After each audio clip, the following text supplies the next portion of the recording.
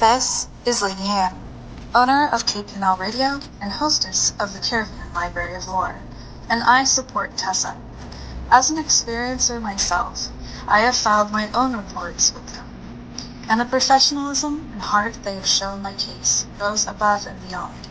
If you have had an experience, I cannot recommend Tessa enough. Hi, this is Ernie Hudson, Winston Zedmore from Ghostbusters. I want to let you know that Ryan Stacy, he's created the Experiencer Support Association, TESA. You can check them out at www.tesacan.org. Now, they investigate paranormal, UFO, and provide support to experiencers. You can check them out at, like I said, www.tesacan.org and see for yourself if they're really Ghostbusters. I can tell you this, they are a non-profit organization. Good luck, have fun, and keep it.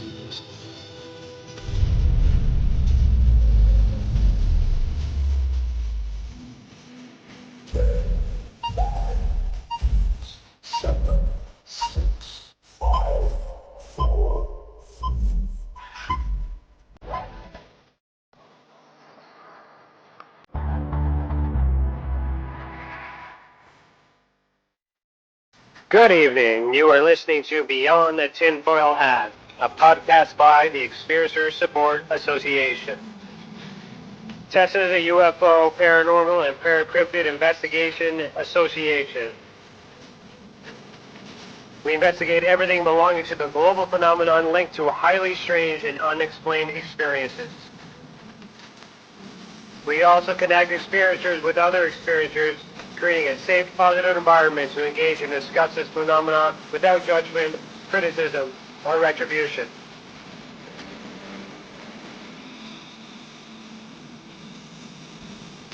From the land of the white rolling sands, from the southeasterly tip of Georgian Bay, to all of you listening around the world, as we simulcast live on KPNL Radio, we salute you. If you want to go back and listen to our previous episodes, go to youtube.com/the Experiencer Support Association. Do us a favor and hit that subscribe button and ring that bell to be instantly notified when we are live, not only for these episodes, but every single element Tessa has to offer. On our website, tessacan.org, we have something for everyone. We have support for experiencers, data for independent researchers, and places to advertise for professional partners.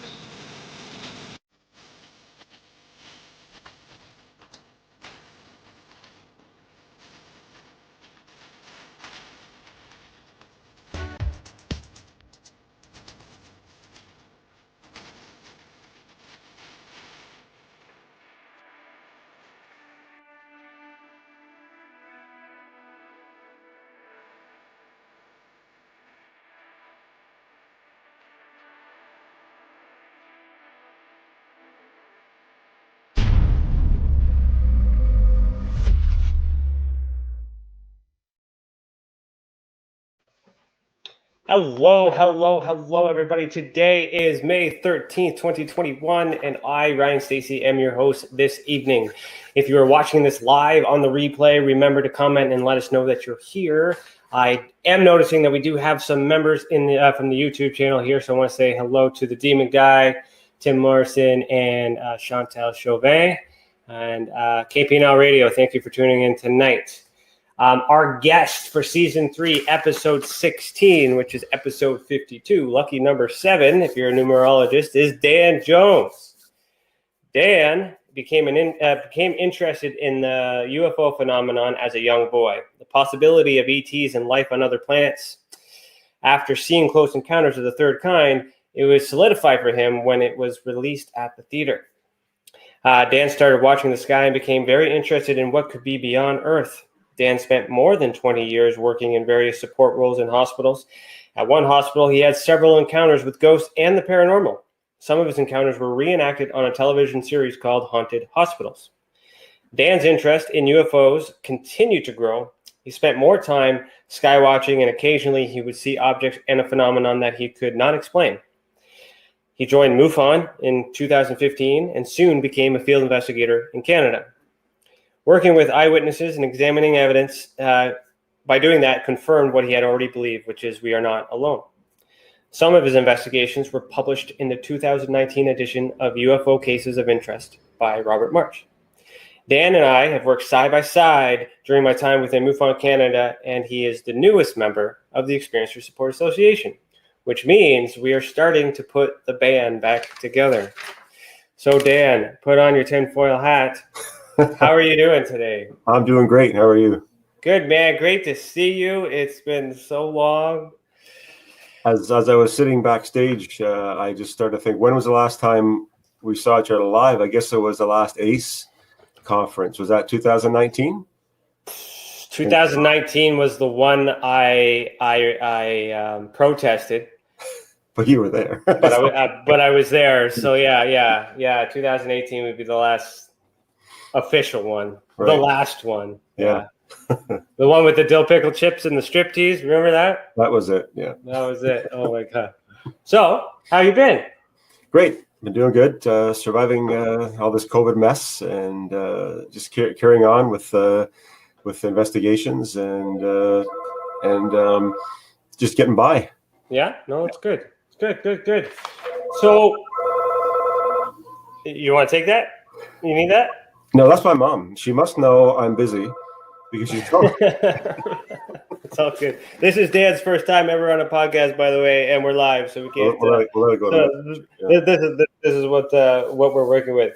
So, okay, so let's talk about that a little bit too. So, what kind of support roles have you done with hospitals? If you want to talk about the pandemic, you can. If not, just in general, in relation to what you do as a field investigator, and what are some of those paranormal encounters that I mentioned in your bio? My role in the hospital was I worked all evenings and nights, which is convenient for paranormal experiences. But I was in the front lines and on a support role of as a team lead for. We moved patients. I was on call to distribute equipment, medication, supplies, and you name it. I was on call all over the hospital for anything that they needed. And where my experiences were happening was in a wing of the hospital we called 4 South, and it was a wing that was a palliative care wing, and it was just shut down because of budget restraints. But it was just like they walked away. Everything was left there. The beds, the equipment, everything was left. Everyone just walked away, closed the doors, knowing one day when the budget was feasible, it would open again. So we stored a lot of equipment up there. And shortly after I would go to retrieve equipment on call, I just noticed things where I didn't feel like I was alone up there.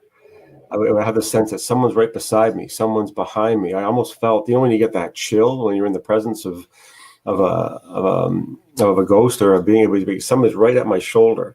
Mm-hmm. And the experience just escalated from there. It was like almost every time I went up there, the experience got more and more intense, to the point where doors are slamming, lights are going off, call bells are going off in the hall, and there's no one in the rooms. There's no one there.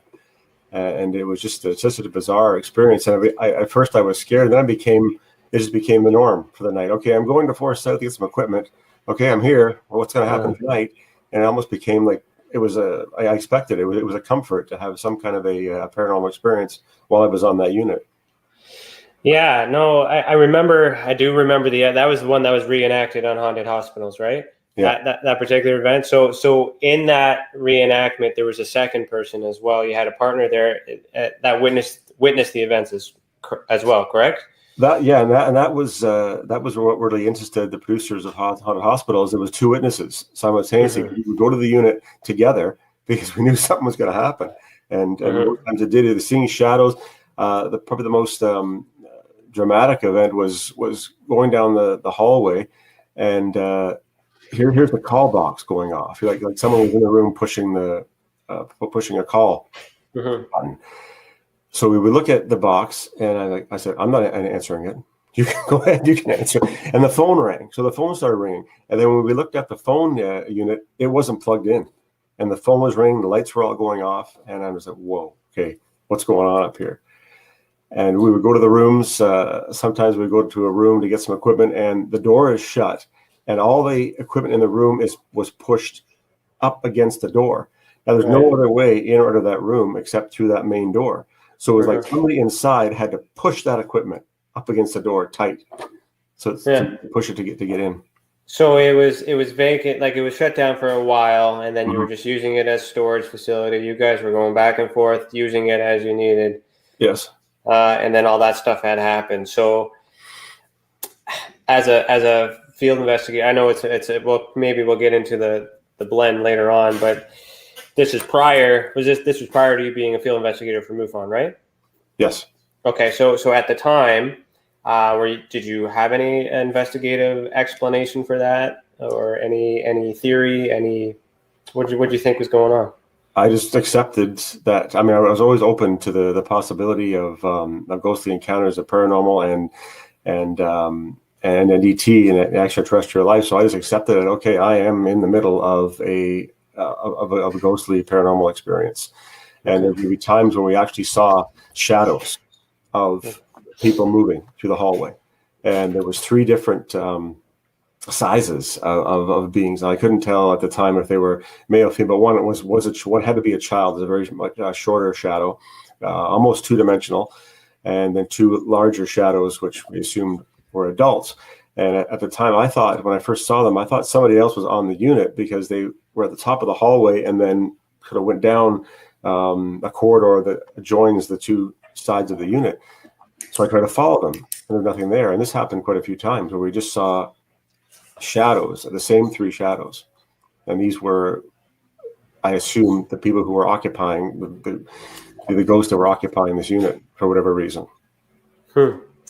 Interesting. So did you have, and we've never talked about this before, ever. I don't think we've ever shared. I didn't realize you were into paranormal until after I left MUFON, I think. I think that's kind of when this all kind of started unraveling. Yeah. So prior to that, because you were already primed for this event, so you already had that belief in there. So what happened to you as a kid or younger? Like, what, you had to have had some sort of experience, did you not? Or was this your first one? That was really my first one. I thought I saw, as a younger man, I thought I saw my grandfather after he had passed away. I thought he had visited me. He smoked these white owl cigars, and I would often get a blast, like almost someone blew smoke in my face in the house. It was a distinct smell of a white owl cigar. So I had a few little incidents, but until I experienced these events at the hospital, that's what really convinced me that there are other dimensionals beings around us, and there are ghosts around us, and they're real. I was just going to lead into that. Before that, though, I just want to shout out UFO Man. Thank you so much for becoming a member. That just popped up. Thank you so much. Good to see you tonight. So again, like, I was kind of going to lead into the ultra spectrum kind of conversation, but like, we're already there. So, and you obviously you know my stuff too. So let's try and keep this more around your thoughts on the spectrum. But do you think that it might be possible, with the experience you have now as a field investigator for MUFON, investigating UFOs and abductions, that it's possible that the shadow figures may be extraterrestrial? Possibly, until I looked into the history of the property the hospital was on. There was a farming family that lived on that property before the hospital was built, and they tragically died in a fire. And there was 3 people in the family, and I kind of got the sense that maybe they were occupying the building. At first, I thought it because it was a palliative care unit. I thought maybe, well, it was because ghosts usually, as you know, or correct me, I always find that ghosts usually visit where they frequented, whether it's at work or at home or at schools, or maybe where they were in a long-term care facility. But then when I learned the history of the property, I thought, well, possibly are these beings I'm seeing, these ghosts I'm seeing, could they be the original owners of the property of the hospital who tragically died in a fire, and they just have decided not to just pass on, and we're going to hang around? Does that Yeah, no, see that's the thing. When we don't know, we don't have any confirmation yet, and that is one of the possibilities, especially on the paranormal side, of like life after death and or near death experiences or anything like that, like non-local consciousness. So that's a very good. If all those things are true, as we do with investigations, it would make sense by association because you were able to confirm all those events that corroborate what you saw. And after that, there was sightings of, and all kinds of people saw this in the hospital. There was sightings of a young boy. He would come down the hallway, and what they described as a three-dimensional, that they thought it was somebody's child that was wandering around the hospital late at night. Was it a family there late? Was it somebody's child that was visiting? They stayed late, but when they would follow the boy, he would just kind of disappear off into the unit. And this happened over and over. And this young child would appear. They said he looked about maybe 8 to 10 years old, and he would walk down the hallway and then just sort of vanish. And then they started having reports of patients on that unit calling in the night saying, "Can you? I'm trying to sleep. Can you come and get this kid out of my room?" And when they would go there, there was no child. And the most bizarre thing was there was one evening. A patient had called and said, there's a boy knocking at my window. Can you come and see what he wants? I'm trying to sleep. Well, that was on the 3rd floor, and there's no balconies outside the window. And the same boy was the same description they were giving, where the boy was knocking on the window outside of the 3rd floor patient room. And that was bizarre.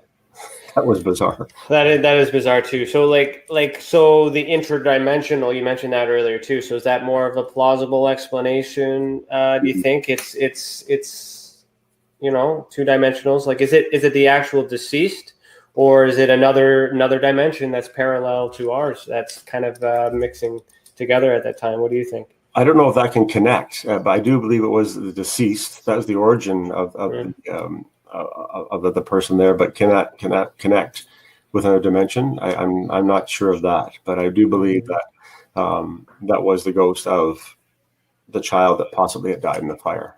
Yeah, so pretty good, strong coincidence or correlation to ignore that. Yeah. I would say the most shocking thing I'd seen at the hospital, and haunted hospitals didn't cover this. It was another.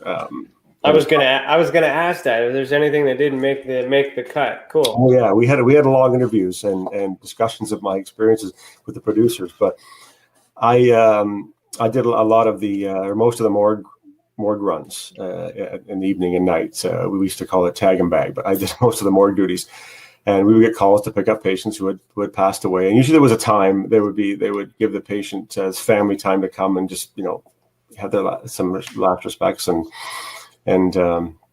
be with them. So I was delivering a medication on the 3rd floor of the palliative care unit, and I was walking down the hallway. I think it was about 2 a.m. I was on a night shift, and I walked past a room. It was room 333, and why I remember that I don't know, but it was room 333.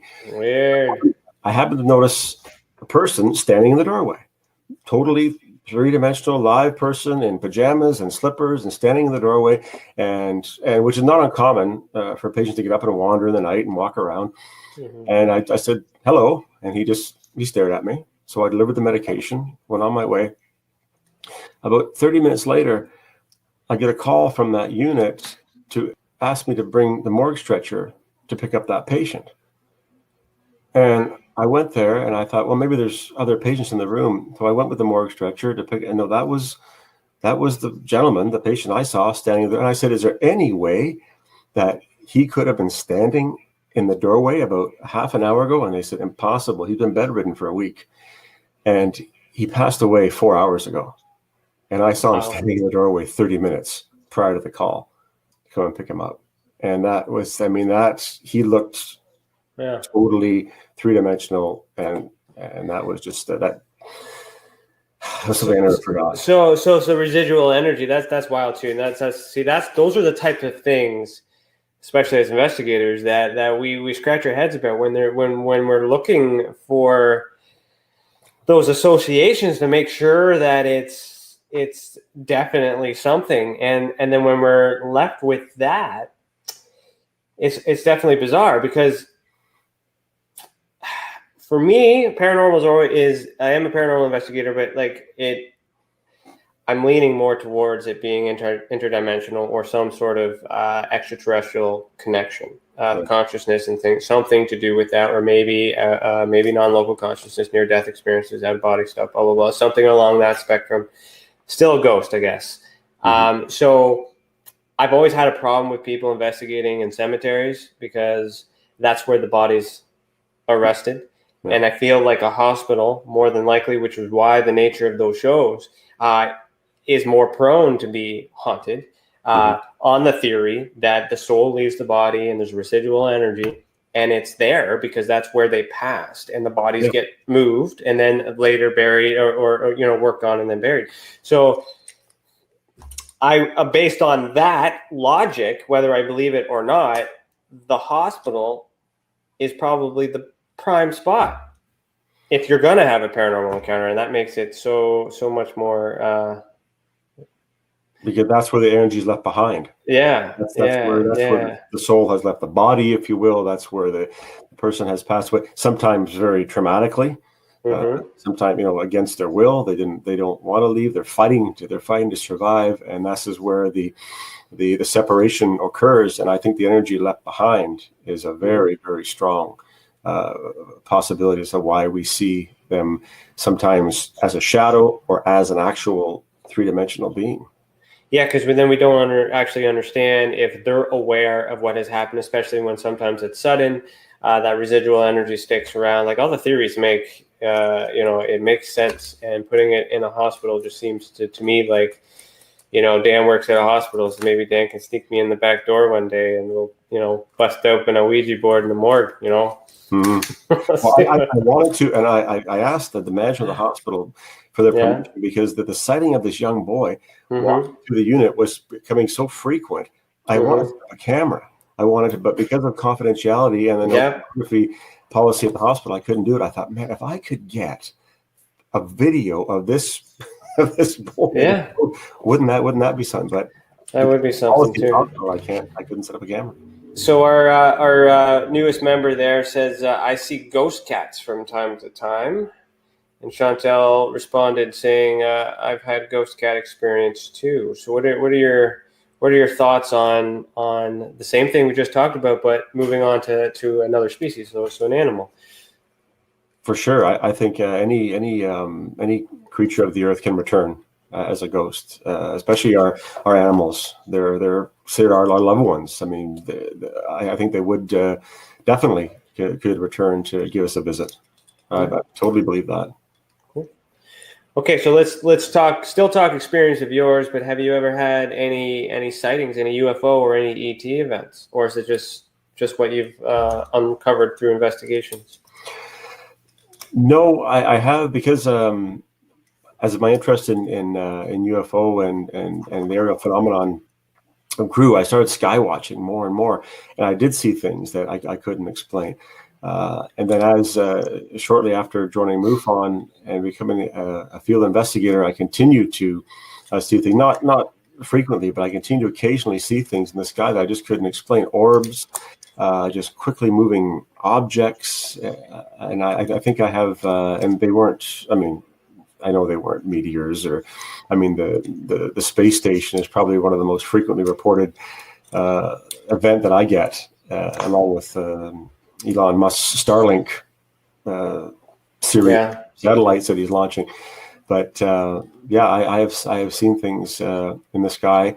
I've never encountered or seen an ET being or creature, but I have witnessed objects on several occasions that I just can't explain, and I know they're not ours. I know they're not man-made. How do you know, though? How do you know for sure? Or the way they've moved, the way they've looked, just the way that from our training and our experience and our research, there are just certain objects that man-made objects that can't maneuver. the way Right. that objects that we see that are possibly extraterrestrial. Now, not to say they're not experimental. That's always a theory. Oh, they're experimenting with craft that we don't know about, and I know that goes on. I know they're behind closed doors of research and development with NASA and everybody else. They're probably 50 years ahead of what they're revealing to us. But at the same time, it just seems so spontaneous that I would just witness an object or something that was almost gives you chills that you can't explain. One day in the middle of the day, I live in Alliston, and I was just sitting in the front yard, and I saw an orb. It had to be the size of a beach ball. It reminded me of a big orange light bulb just pass over the house. And that was the closest. I think that was probably the closest UFO that I ever witnessed. And I don't know, it was not a lantern. I've got a lot of experience with seeing evidence of Chinese lanterns and video and photographs and that. This looked like a big round glass bulb, and it kind of just zoomed right over the house. And I wish I'd had the phone on me or a camera on me, because it was bizarre. It just reminded me. You could see through it. It was transparent. You said glass, right? So it just reminded me of a big glass, about the size of a beach ball, a glass ball, illuminated orange, but it was at the same time it was transparent. See, orange is common. I found that was very common color for these orbs. These orbitable, whatever that word. One of those words. Orange seemed to be the thing. I remember my first case with MUFON Canada.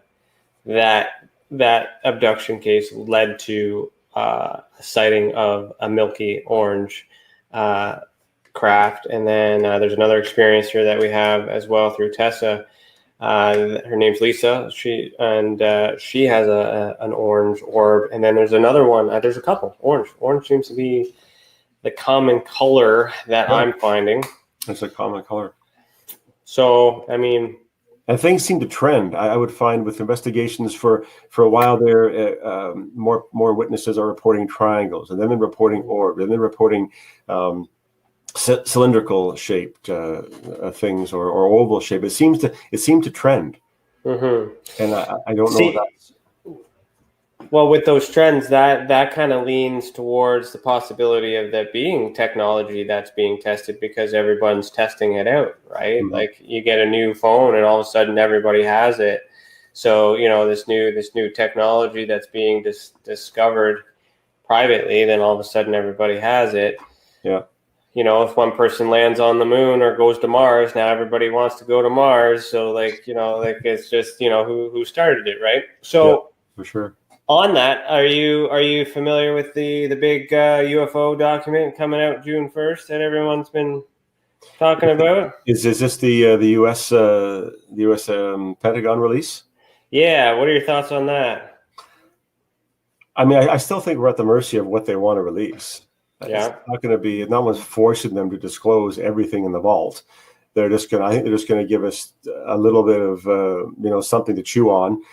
Just to satisfy the demand for the public for more information about what they know about UFOs. But I really think it's going to just be the tip of the iceberg of what's actually, in the vault, if you will. Yeah, no. I'm waiting for it too, because who knows? Like if they do, but like you said earlier, this is what made me think of it, is that maybe it is technology 50 years ahead, and they're just going to say, hey, we knew about this. Here you go, world. You need it, right? And the only thing they can't deny is all that footage from the U.S. Air Force, the fighters, the F-18s, or the Hornets that were tracking those objects. I mean, that's something that they can't deny. They're going to have to at least. I mean, they confirm that. Okay. Well, yeah. So they confirm that they don't know what it is, and so that's kind of substantiated, but they should know what it is. So this document should say for the sake of everybody in the world, they know what it is. Because if they don't, then that's going to put everybody in a panic, because we're going to want to know who it is. Right? I think that's why there's been such a lack of disclosure all the years, because if they actually revealed everything that I think that was going on. The public were like, why are we only hearing about this now? Why are you only telling about that? This has been, if you've been in contact and had interaction and known about this for all these years and years and years, decades probably, I think the public would be in an uproar of why are we only hearing about this now? So they're very, very meticulous, very sensitive to what they reveal. Little bits at a time. So it's all part. Yeah. Sorry. Go ahead. Well, no, like this, I always refer back to the mission to Mars. They're over on Mars. Why are they spending the billions and billions of dollars and with the rovers and with the investigation on Mars if they don't already know there's something there? There's something to reveal, and the videos and the shots we see from Mars are just what they want to show us. But there's obviously something substantially there, something that they need to see, something they want to investigate, to spend that kind of money on a planet that is apparently just barren, and we'll go and see what's up there. No, I think there's definitely something worthy to investigate. So on that, why do all that on Mars but not do it on the moon? Why not do the same on the moon? I don't know what's on the moon now. They're claiming that there's water on the moon, because there was talk of taking cement up there on a mission and see if they could mine the water in the moon, would it mate with our cement and allow them to have building material up there. Because they want to eventually, NASA wants to have a base on the moon, as I guess as a jump base from the moon to Mars, a refueling, a rest stop or something. But there's so much talk about creating an environment, a habitat on Mars, a permanent residence up there, and a permanent base and laboratory and everything. So I think Mars is, the moon. I'm talking about the moon. So the moon is going to be a base. It's going to be a permanently inhabited base at some point. So then we'll have plans. Then we'll get people to leak some footage from the moon. Once they get up there and they start roaming around, now you'll see things, probably, maybe artifacts that haven't been revealed yet, and things that have been left behind on the moon. See, that's the thing. If they, what do they know? What will they reveal, and all this other stuff? So let's play devil's advocate here. So what if this document is heavily redacted and says absolutely nothing? What does that mean? I don't think the public in general or the UFO community will accept it. No, there's got to be more. The UFO community is very small, and the rest of the world aren't even talking about it. So it would only blow up here, like in this small private community that we are all gathered together for this evening. You know. Well, there was no pressure to have them, prepare something, to force them to reveal something. So I think our UFO community is growing. I think the more and more people want to. I don't even call it disclosure anymore. I just call it confirmation. Yeah, confirmation of what we already suspect or know. Yeah, validation too, confirmation too. For me, if the report does confirm some things, and I'm sure you could appreciate this, being investigating as many cases as you have as well, we have something official we could compare to. Right? Because we know we got questions for the cases that we haven't closed because we still don't know what they are. Yeah. But if it looks like whatever it is they present, then like, aha, like that, like all that will come forward and be like, I knew it. Yeah. Right? Or oh wow, that was, or it could be explained.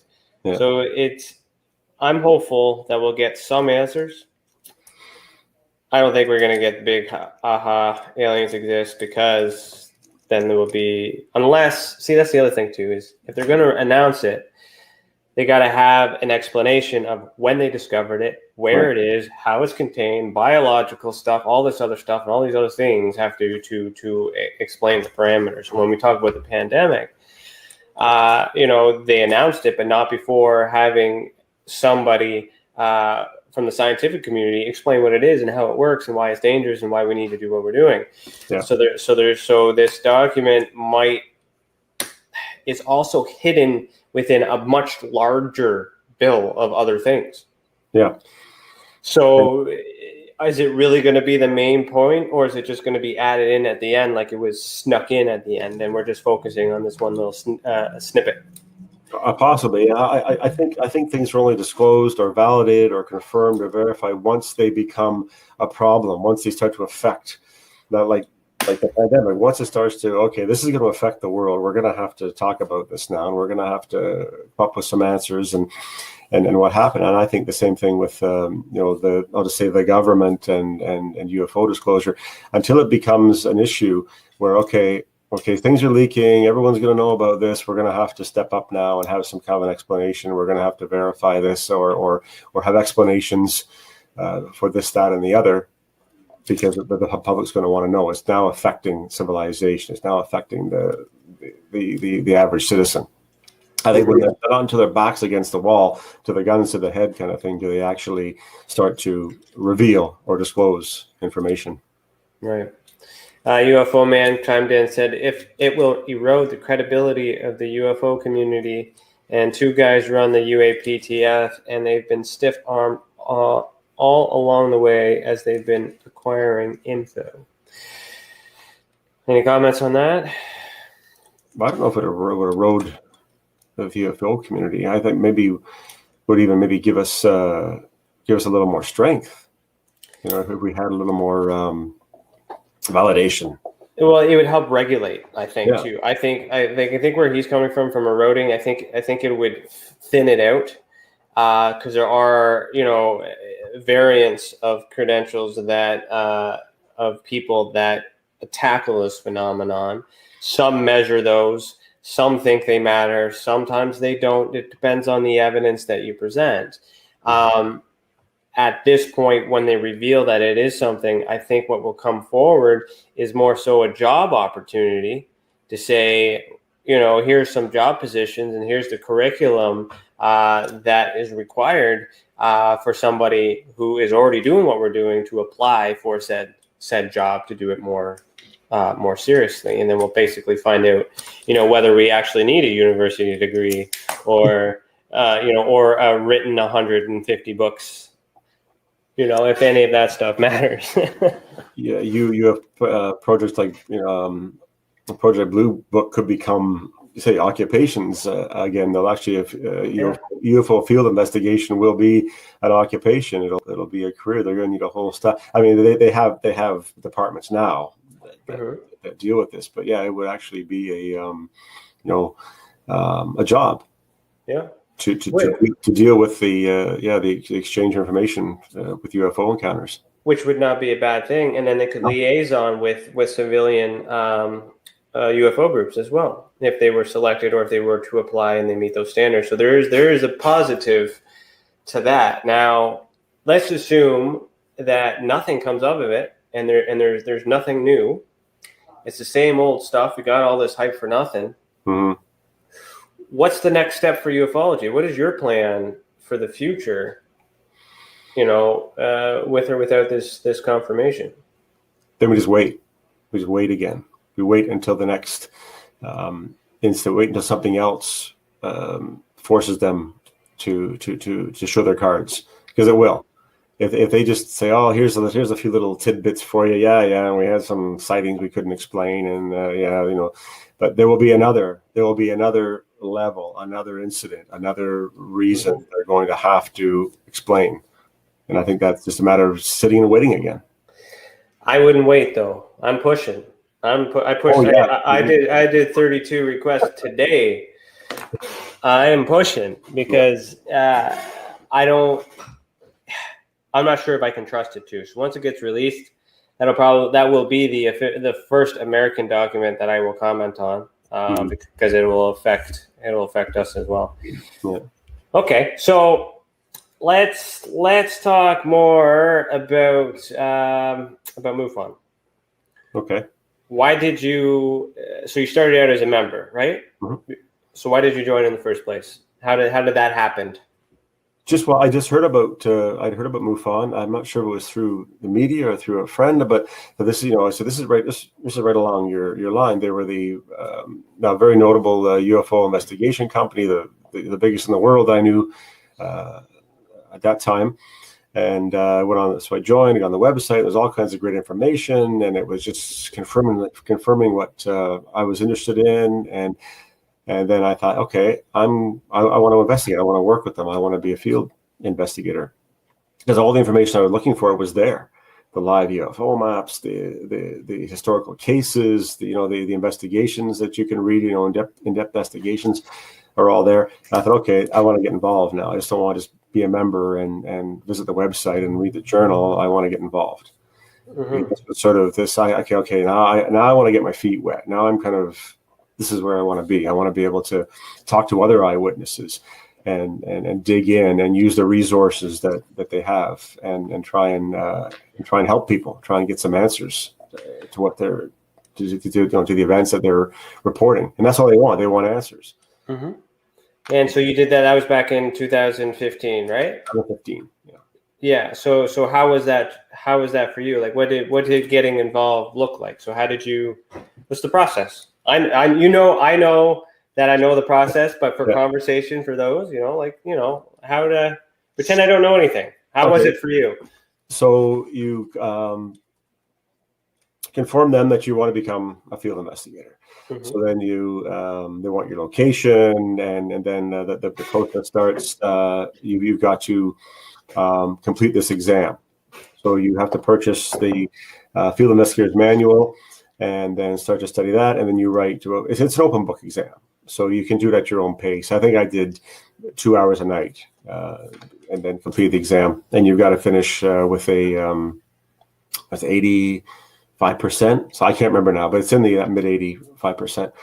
But I found with the exam and the way it's laid out, most of the answers were in the field manual, but some of the questions on the exam force you to research, to force you to look up these cases or these witnesses or these incidents and get the information. So I guess they want to see, are you able to research something and find information and search, and search for the answers that you need. So that was interesting. I said, okay, yeah, they really want to know, can you investigate?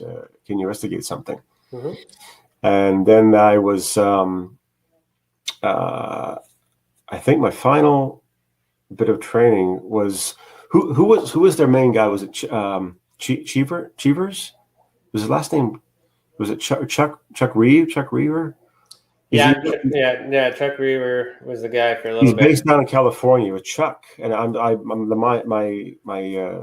mind is grasping the name right now. So I probably spent a couple hours with him on the internet, just talking about investigation, and then they start feeding you cases. At the time, Stu Bundy was my contact at that time. And he starts giving you some very simple cases, things that, and he even kind of gives you, well, it might be this, might be that, just to try to get your feet wet, get some confidence built up, and then slowly just randomly that they're giving you eyewitness reports and case events to look into. But I thought the training was pretty well laid out. The whole process wasn't stressful, that's for sure. And they kind of let you go at your own pace, depending on who's feeding you cases. Sometimes you'll get a director in there, project director just slams you, here's five of them a week or something. But who did that? I don't know. I had to play catch up, man. Come on. Good times. Yeah. Oh, geez. But I enjoyed it, and meeting people. Like when I'm working in the hospital, I meet all kinds of people from, A to Z characters and whatnot. But interviewing witnesses, that was a really I enjoyed that, because you meet people, the same thing from characters from A to Z. Some people are very credible, and some people are. I don't think you really saw this. I think you think you saw it, but I don't think you really saw it. So on a scale from 1 to 10, how do you how has your experience been with MUFON? It's been, for the most part, satisfying.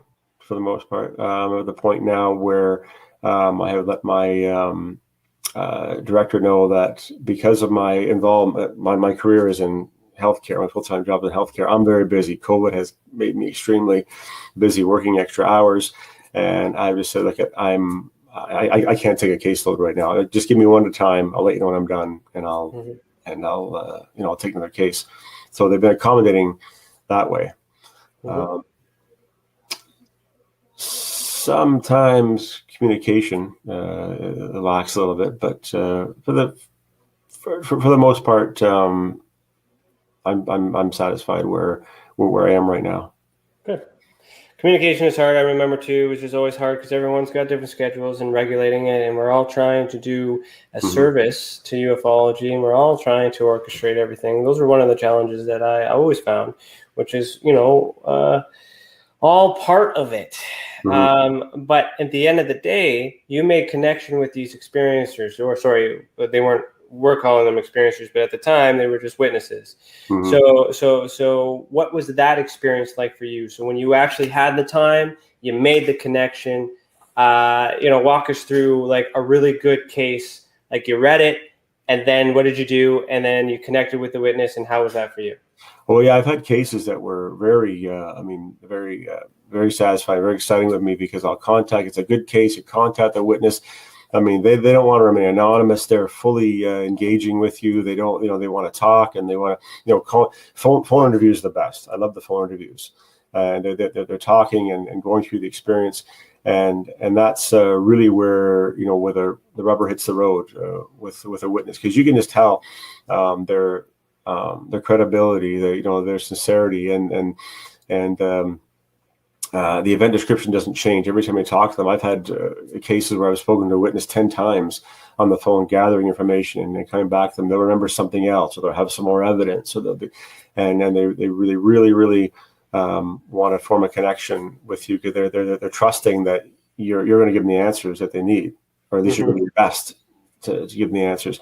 I had a really, really cool case. One of my favorite ones was a professor of physics and astronomy at Western University in London. Okay. And she was outside the observatory in the evening, just taking a break, and looked up. Something drew her attention, looked up, and there was this large triangle craft moving over the observatory. And it was close enough for her to give me the texture of the craft. She said it resembled the Rubik's cubes almost, and they were rotating on the craft that had 7 lights, one at the tip, and then 3 down each side, and had no problem not being anonymous. And I mean, that's putting yourself out there, because a lot of people who are affluent, or say famous or celebrities, or who are in the public eye, who are at an affluent position in their career, don't want to go public with that, don't want to admit they've seen that because of ridicule or what people may think of them. But that's why I just totally believe what she was saying, because she was just right out there and putting herself right on the line. Didn't bother her that her position in the university, she saw what she saw, and she wanted to report it, and she wanted to talk about it. And she even I had that case handy. I thought it might come up. You still got your binder? She gave me, I got my little film, but this is the drawing that she gave me of the triangle that she saw. Wow, that's wild. Yeah, I mean, she was just totally, out there on it. Had no resistance talking about it, and didn't. So, what did you conclude? Well, how did you investigate that? She saw a triangle. It was a UFO. She witnessed a triangle. Absolutely. Yeah. So totally believable. I mean, the credibility was there, and you can tell just from talking to a witness sometimes their how sincere their eyewitness account was. Did you get any information from the government at all, whether something was in the area? No, there was nothing. Now there's an airport in the area, but of course, there was nothing on our radar. The London International Airport out there, they didn't review anything. But I mean, when I tracked it, so just did a Google, a map above it, and tracked the path of it. I mean, it was heading right. It was heading towards the radar should have picked it up. It was heading towards the airport with the path it was on. But it didn't. So Do you think that the technology prevented it from showing up on radar, or the government is saying they don't have it when they really do? Unless it was ours, I do believe the theory of they have cloaking capabilities. So I believe they could avoid radar. I mean, why wouldn't you to come down that close to Earth? You would not want to be detected, or it was one of our experimental craft. But I do believe she saw, whether it was ours, whether it was theirs. I totally believe that's what she saw that night. No, that's definitely something strange. Like, it reminds me of that TR3B or the black triangle. We're supposed pattern. to have. Yeah. So it's definitely a thing. Black triangles are this big, huge thing that everyone's trying to, pun intended, triangulate on. So after you investigated that with her, and you gave, how did she feel at the end of the process, spending time with you? How was that for her? That just ended with thank you very much for confirming what I know. That I saw. We had the same discussion with the TRPB. Possibly it could have been one of ours. I don't think it was. I think the craft she saw was far more advanced, especially when she described the texture of the exterior of the craft, looking like little Rubik's cubes and rotating as it was moving, and she could actually feel the hum and almost sort of a magnetic activity as it passed over. And that was a description that I hadn't heard before. Most of them are silent, but she said, no, I felt this. There was a vibration. There was a hum. There was almost a magnetic draw that was coming from the craft. And that's how close she claimed it was. That's interesting. Was there any damage to her or the property around? Trees, foliage, anything? We talked about that physically, psychologically. At the time, she didn't have any time loss, memory loss, any ringing, any headache, any feeling of fatigue, or I'm going to pass out or anything. No, there was nothing like that. Strange. Yeah. Just could have been a day pass, just returning home to base. Like, oops, I forgot to turn the cloaking machine on. Like it's so strange. Yeah. So okay. So how did that make you feel? Did you enjoy that whole process with that was the experiencer? a great case, and I wish I had more like them.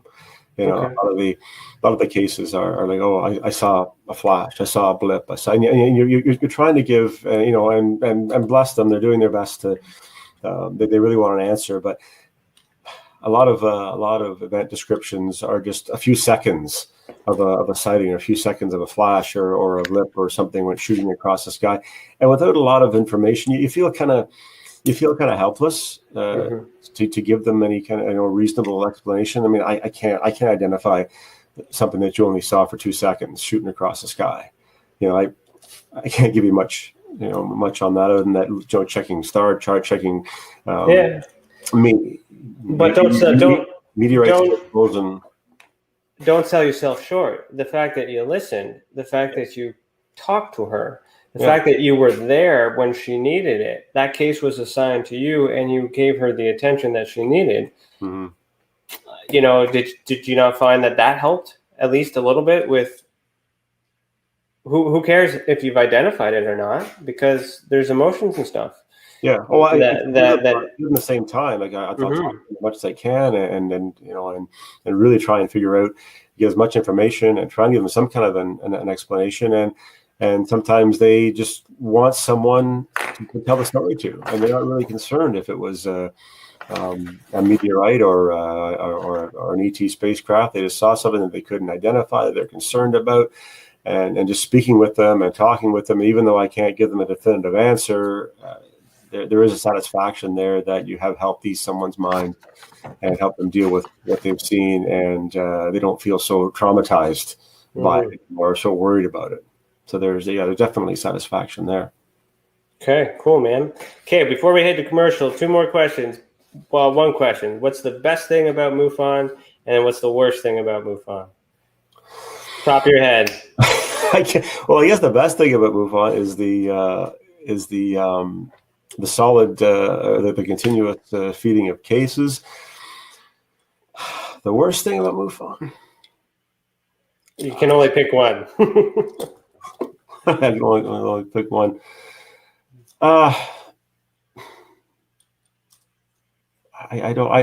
Probably communication. Yeah. Probably being sort of kept in the loop with maybe administrative changes and what's going on, what the direction is sometimes. But I mean, not that we don't get hassled or anything, but it's just sort of that you're kind of in the woods sometimes with what's happening. Well, far too many people trying to do things the same way or different ways. There's no regulation, and people disappear. So how is MUFON doing today? How on a whole, without getting into pandemic and other things prior to pandemic that kind of assisted with a double hitter? Yeah. Is there any future for a bounce back? I haven't, for where I sit, I haven't noticed any lack of or decrease in popularity or any change in the trust in MUFON. I mean, the cases keep coming in, witnesses keep feeding us reports, and that seems to be safe. So there still is that. I think there still is that trust in MUFON out there with witnesses that they'll submit their cases, and hopefully they're going to get some answers. I mean, I don't see the organization enriching or failing. Yeah, no worries. I'll help you with that. So just for everybody listening, who knows that, you can report to anyone you want. Whether you report to Tessa or you report to MUFON, what's important is that you make that report. And you're getting it off your chest. If MUFON will do it a certain way, Tessa will do it a certain way, somebody else will do it a certain way. Figure out what it is that these service providers have to offer based on what kind of response that you want. And even if they do provide an investigation, it's not a bad idea to get a second opinion or to get an alternative opinion, because somebody we might have, even if Dan and I were still part of the same organization working on the same case, we might come to the same conclusion. When we worked on cases in the past, part of my position was to review some of his cases before closing it, and then I would send him on to some leads, as I did in this episode here, was asking some questions to kind of hint him towards things that you needed to look at. But he's improved because he covered all those angles, which is phenomenal. Pardon me. Which is very, very, very, very good.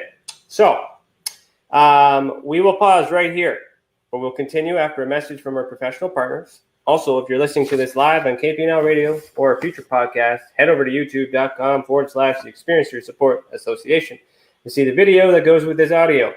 Don't forget to comment and join the super chat. And remember, you're listening to Beyond the Tinfoil Hat, a podcast by the Experiencer Support Association. And we're going to talk about Tessa and why Dan wants to join Tessa after the break. Ryan is one of Canada's leading new UFO investigators. He conducts and oversees UFO investigations on a constant basis and was really taken by his research. He's compiled a tremendous amount of data regarding UFOs in Canada. Just as interesting, he really goes over how UFO investigations are done and what are some of the mistakes that people make when they submit evidence. Note for starters, don't edit your videos or photos before you send them. If you want to hear more follow-up conversation between Ryan and myself, you can go to richardolanmembers.com, where we have a candid conversation on ufology, the paranormal, and more. And remember, while we learn and grow and search for the truth, let's be good to each other.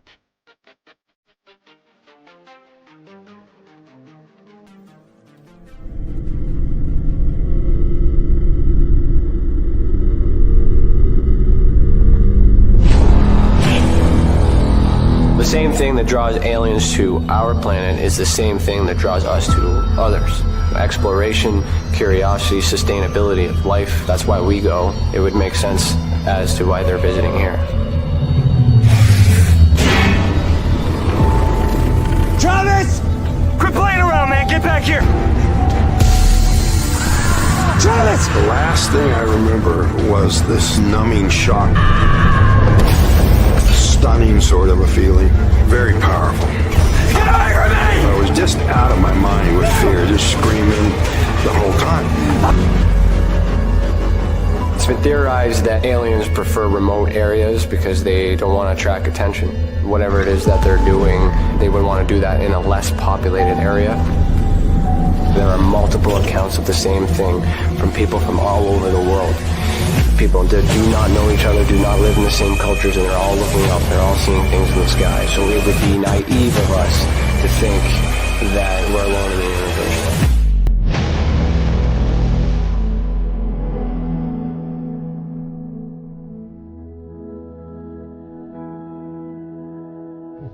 My mission is to assist and help those experiencing this phenomenon in such a way that they're able to continue and live with it, and also in a way that it can be measured, quantified, and reinforced within today's society, so that way it can be accepted and no longer viewed in a negative way.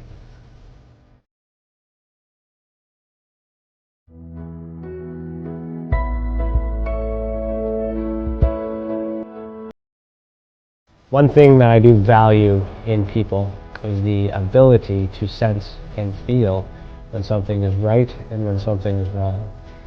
That is a natural ability that we all share. Now, when we combine that with the paranormal and ufological abductions or visits, I have this sensation that these abilities are connected. Not everyone can sense, not everyone can feel. However, those who can are typically connected with something that we cannot explain.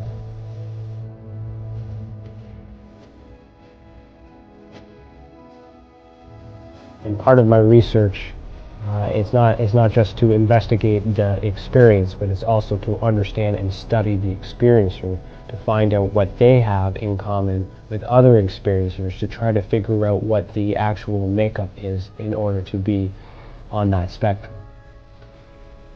There's a lot of it happening all over the world, and I do not know of any other study that is focusing on the individuals as people, only the phenomenon.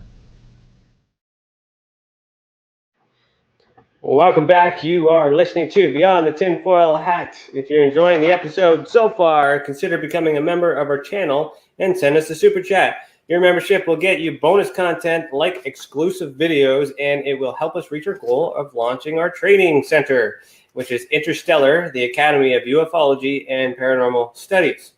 Also, if you have ever had an experience, ever experienced an unexplained event involving the paranormal, UFOs, extraterrestrials, Dogman, or any other paracryptid, head over to tessacan.org/reporting system.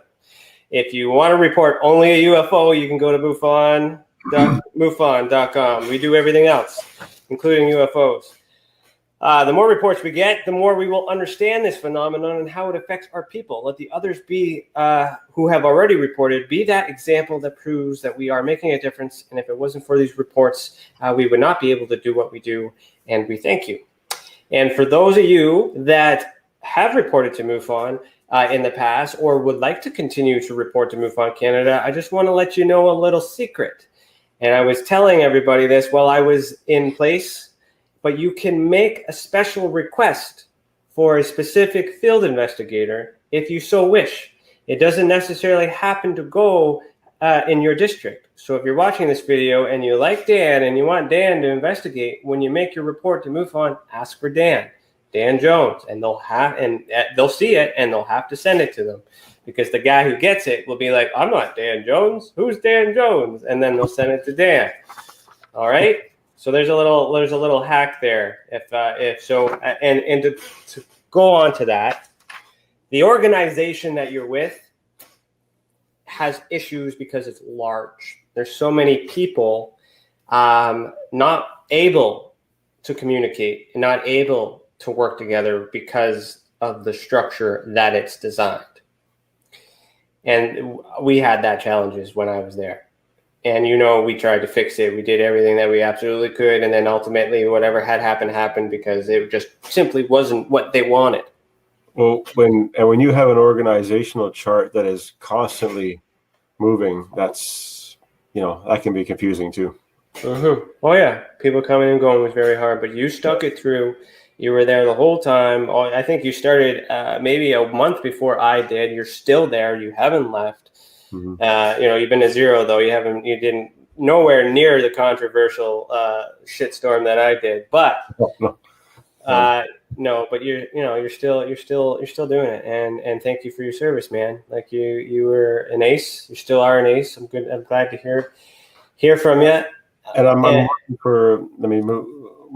MUFON provides me with the cases, but I feel a lot of time, I'm working for myself. I'm doing this more for me than for the organization. I want to help the witness, the experiencer. I want to connect and give them the answers that they need, that they deserve. Sorry, that in the event. So the label of the organization, and the problems that the organization has had plays no effect on you if they request, because it's you that's doing the case, right? Yeah. Every case is individual. I don't carry that burden with me. Well, I'm sorry that what happened with MUFON, but I'm doing this for me and the witness. Yeah, no, I totally get it. And that's why I want to reinforce that anyone who chooses, if MUFON is the best service provider for your experience, and you happen to know a field investigator by name, make a request, and it should get to them. And if you get somebody else, make a complaint and get the person that you want. Mm-hmm. It's because of that organization. Unfortunately, I'm all you got at the moment for the Tessa side. So you get what you get, but eventually, I'm hoping that Dan will be part of the investigating team on our side as well, and then you can make a request for him if you so choose, and I'd be more than happy to share that with him. So before we get into that part, one more thing I wanted to ask specifically about your MUFON work before we got into the Tessa stuff is I want you to talk about that publication, because that's a huge thing. You got a couple cases published, right? Mm-hmm. So your investigations were good enough that it was recognized by National. Yep. So for everyone listening, so MUFON Canada is the umbrella of MUFON HQ National in the United States. But it was every once in a while they cherry pick some cases for their journals and publications and stuff. So yes. Dan's 2 cases, I think you had, right? 3. Well, look at that. So 3 of those cases were hand selected. I don't know of any other MUFON Canada chap other than myself when I did the journal back on my first case. And I only did 1. So I would say that you hold the record for having publications. Possibly. so what? Talk about those cases. Let's run them down. Oh, before we get in there, Chantel threw in a super question. What was your best feel-good paranormal case and why? Both of you. Oh, damn. This is a paid question. Damn, we have to answer. Paranormal is that's your genre. My best feel-good paranormal. You never feel good with paranormal case.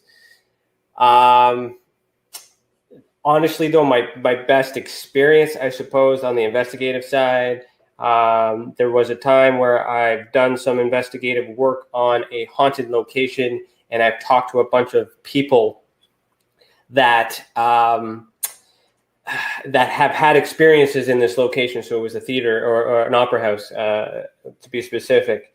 And I had triangulated through the conversations and the sightings what the being may look like and where they were seen. And based on the commonalities and trends and the measures, as I always do, I kind of pinpointed these three locations within the facility that if we were going to get residual energy or activity, those would be the highest points of getting it. So I made a hypothesis with that. Put that in an envelope, didn't share with anybody, brought the Uncharted team at the time, which was Blacklight Uncharted. And with me was one of those members was my wife at the time. She's still my wife. At the time, she was with me. But so she goes in and she identifies as a intuitive I'm gonna get shot if I don't get this right. But she can sense she can sense the spirits. And I know I'm gonna be hungry here because I can't remember it. But anyway, she's really good at it. She's a Reiki master as well. But the point of the story is she walks in blind, not knowing anything. I don't share this investigation with her, and you can come up with other excuses you want to have to say that I filled her in. I didn't. I know this for myself. I didn't, and I'm very particular. Like a walking EMF detector. She picked out of all those rooms. There was like 100 rooms. We went to all of them. Out of all of them, she selected the 3 rooms where she felt activity, and she even described to the T some of the description of eyewitness testimonies that I already had written inside this sealed envelope. So for me, that was a feel-good paranormal case, but at the same time, what the fuck? I don't know anything about paranormal. And what's up with you that you were able to do that? And that is also why we have the Experience Support Association, which she's also a founder of as well. So that's mine, Dan. You go. I had one case of an orb case that after an investigation, finding the location and talking to the witness, and the description of the orbs, and then it was finally revealed that the witness lived right behind a cemetery. So I came to the conclusion this was a paranormal. This was it's the only time it's ever crossed over for me. And I think I was going in the right direction. That part of this energy that she was seeing, the orbs she was seeing, I think were coming from the cemetery. I was sure, because the way there's small orbs, clouds, not really a ET type or UFO type of descriptions that I'm used to seeing. It was more of an energy that this witness was seeing. So I had determined that I think that I told her paranormal is not my genre, is not my field, but I think you are witnessing energy possibly from the graveyard that you're adjacent to. Does that sound like a good conclusion from your seat as a paranormal expert? I'm not an expert in paranormal.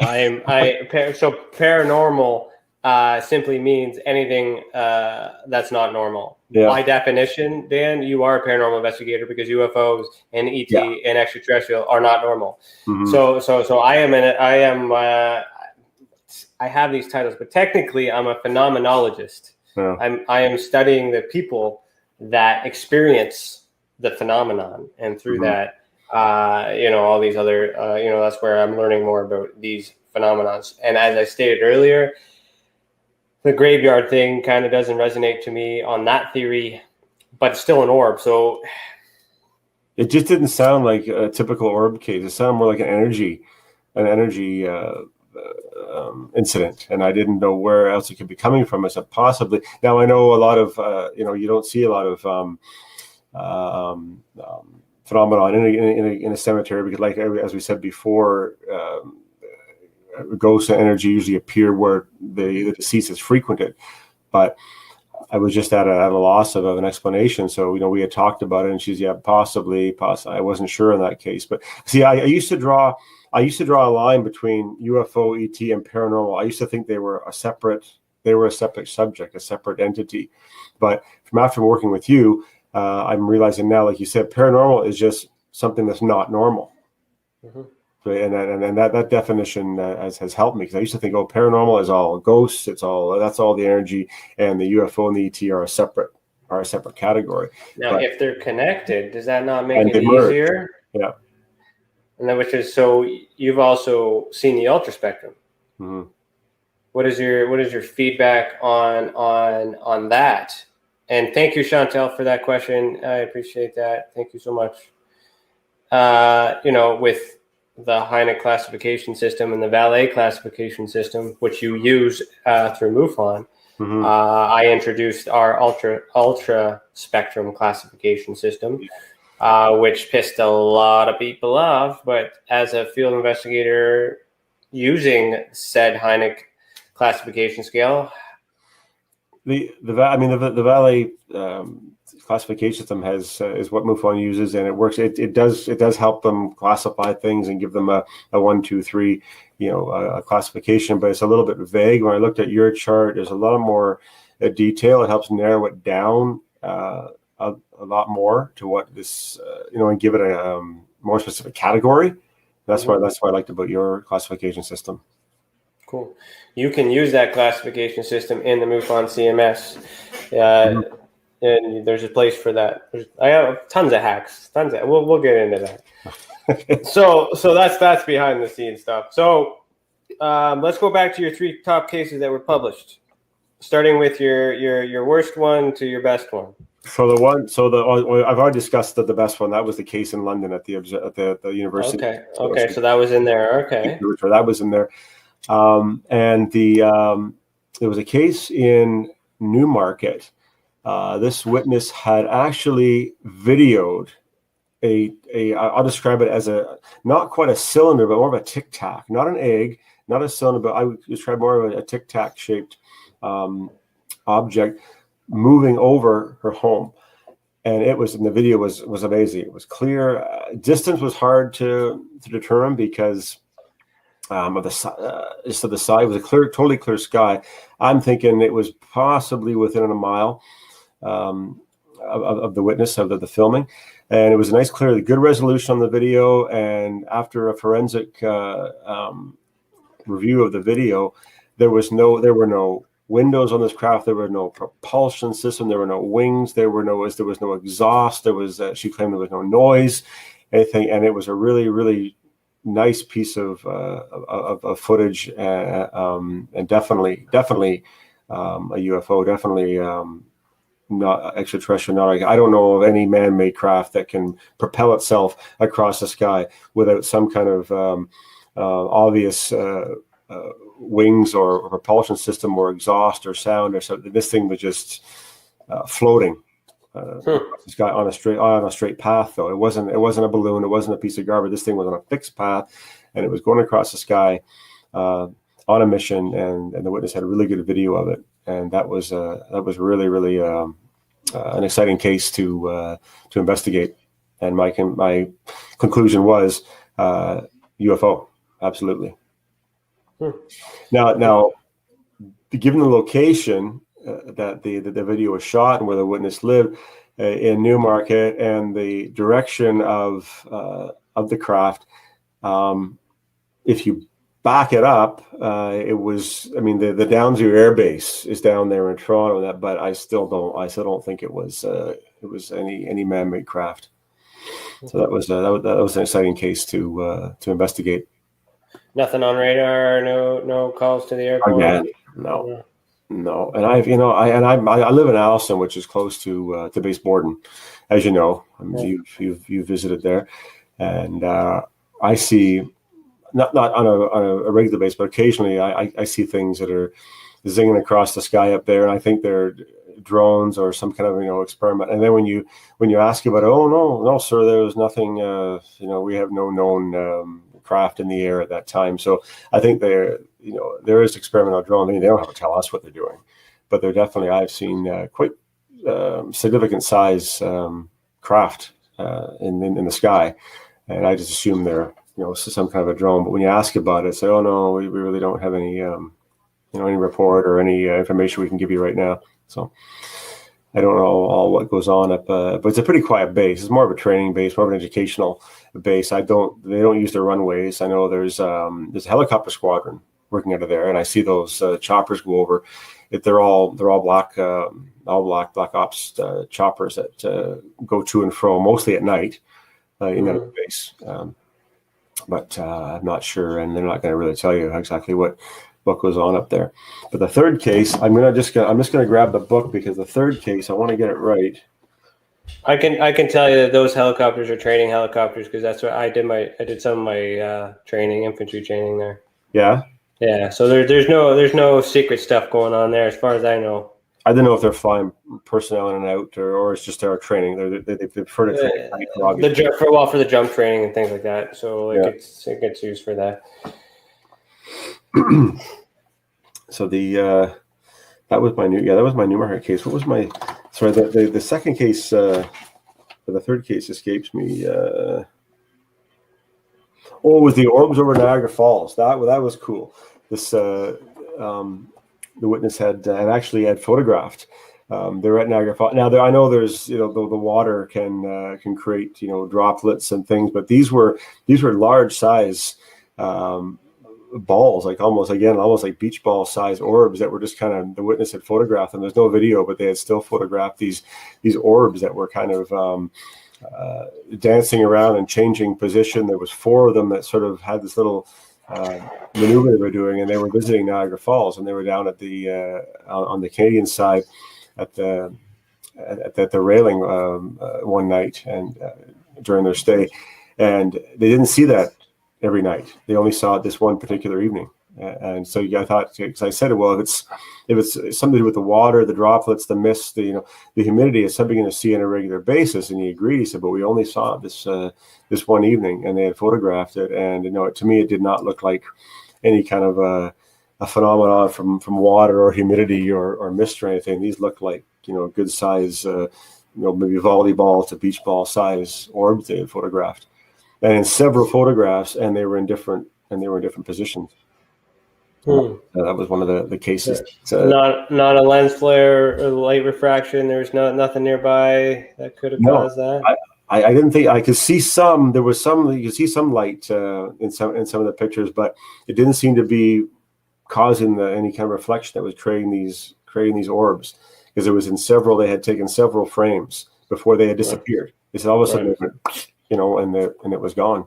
Yeah, did they move when they took the pictures, or? I no, you know what? I don't. They seem to be in the same position because they're kind of against the railing, and they're in the same. The frame is the same. Yeah, click, click. Yeah.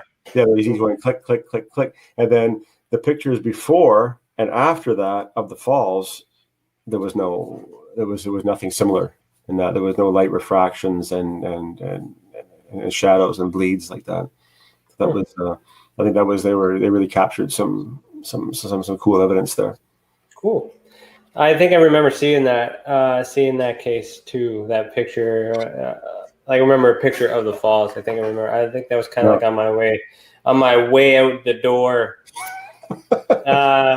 Which was so graceful. So let's talk about that, because from your experience, what happened? What do you mean? What happened? What happened with me and MUFON? From your experience, from your perspective. You were moving in a different direction that they didn't want to move in, is what I took from it, and it was not a bad direction. It was a good direction, but I think the organization seemed to want to contain their line, their way of management of thinking, and you were kind of outside the box. Which is a good thing, with some new ideas and some proven ideas that were beneficial. And I think that's where the conflict was, and that's where you got frustrated and said, "I'm sorry, I can't continue." That's pretty well it. Except I didn't quit. I got. Sorry, yeah, you were. Yeah. I was just. We no longer need your services. They Thanos'd me. They just made me just gone and buried me and deleted me as if I didn't exist. Yeah. And that was unfortunate. There was no compromise there. Okay, well, let's talk about it. Let's test your idea. Let's test your lines here. But yeah, it was just kind of you didn't fit now, and. We have to move on. Was I doing anything wrong? Huh? No.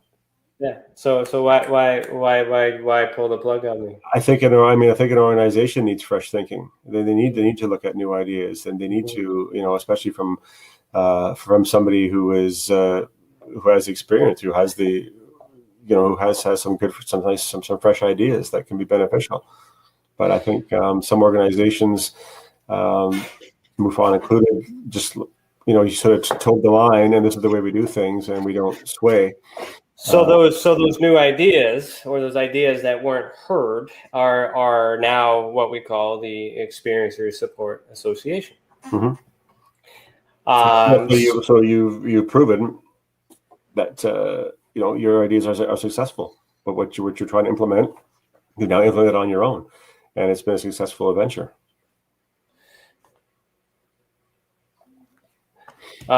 So sorry, I was just checking my phone. Why do you want to join Tessa? I'm very interested in what you're doing, your mission. It'll be a fresh. I want to work. Let me say, I want to work simultaneously. I still would like to have my cases from MUFON, because I still enjoy the cases I receive from MUFON. But I would like to also experience what Tessa is doing, and the mission that you're on. That also interests me very much, and I'm hoping I can be some benefit to Tessa. Of course. Do you think there would be any conflict on your side with MUFON, with you being associated with Tessa? I hope not. If anyone's listening out there, Jason, or Stu or Dave or something, I hope not. I'm not poo-pooing MUFON. I just would like to let's put get my feet wet with Tessa as well. I mean, it can only benefit MUFON from what I learned with Tessa. I can also apply to the cases that I work on MUFON too. Mm-hmm. And that's what I'm hoping for too, because to bridge that gap, to come back full circle. Now we have the opportunity to work together again. And if you do develop some skills, then that will help you with the experiencer. Mm-hmm. Because that's what it all comes down to. The label, who you work for, doesn't really matter as long as we keep the cases confidential within organizations, and we set up boundaries and things like that too. Mm-hmm. Also, what's available to you is we can assist you with your MUFON cases if you get stuck, if we were able to open up that line of communication. Mm-hmm. So what Tessa is available for all groups that need assistance with the cases after they've been investigated, to be that next level of review, so that way we can put it in our annual reports, as you commented on for that the CSIS report as well. Thank you for doing that. No, yeah, that was a good survey, your Kate event survey. That was excellent. That's the first time I had actually read it page for page, and it's Thank you. Like I said, it's a really good investigative tool for anyone in the UFO community at any level of investigation. The information and the data and the breakdown and everything was very easy to understand and detailed. I appreciate that too, and the point of me releasing it in that way is hoping that by showing my work, it would help other people do that, and also I'm hoping that someone will find it and say, hey, I know what it is, or you missed something, blah blah blah, and then we can start to build this team of experts. Mm-hmm. So on the evidence review, so we have what's called the Evidence Review and Intellectual Development Unit, which is our specialist team, our evidence review team. We haven't really officially talked about what we're going to do, but the idea is to have you as the MUFON Canada liaison, in the sense of, after we're done investigating cases, you're part of this big group, which includes Alex Mistretta, who is the director, basically what I was for MUFON Canada, but for MUFON USA. And then we also have Stephen Coffey. We have Tim Morrison, who's another private investigator as well. And everybody just reviews the information after we've collected all the data. And then if the collective, that super team, and we also have Stephen Coffey, who's our drone specialist. If we all come together and be like, yeah, we don't know what it is, and that's that extra level within the investigation process. Mm-hmm. So you get to weigh in on the cases that matter, and then vice versa. What I'm hoping is, once MUFON starts to realize that you're associating with us, if there is an issue, it might open up the door where we can assist each other at the appropriate stages. Yeah. For the benefit of the mission and the benefit of the experiencer. Because the case that you have, we don't have. And it doesn't matter if we have it, but we have a report that you guys don't have. So if we were to include your best cases in the report, and then that becomes a Canadian-wide report, Canadian investigators along the likes could go. I mean, the more resources you have to investigate a case can only benefit. You can only benefit the case, right? Yeah, I think. I mean, you've got. MUFON is cool with their, the database is searchable, and you can reach out to other, you can cross-reference similar cases, similar descriptions, and talk to other investigators. But to have a fresh look at something, I think, is beneficial as well. I think that's what Tessa is going to be, is a fresh look at the same old. Cool, man. So let's talk more about you. What goals do you have as a field investigator for the benefit of the experiencers?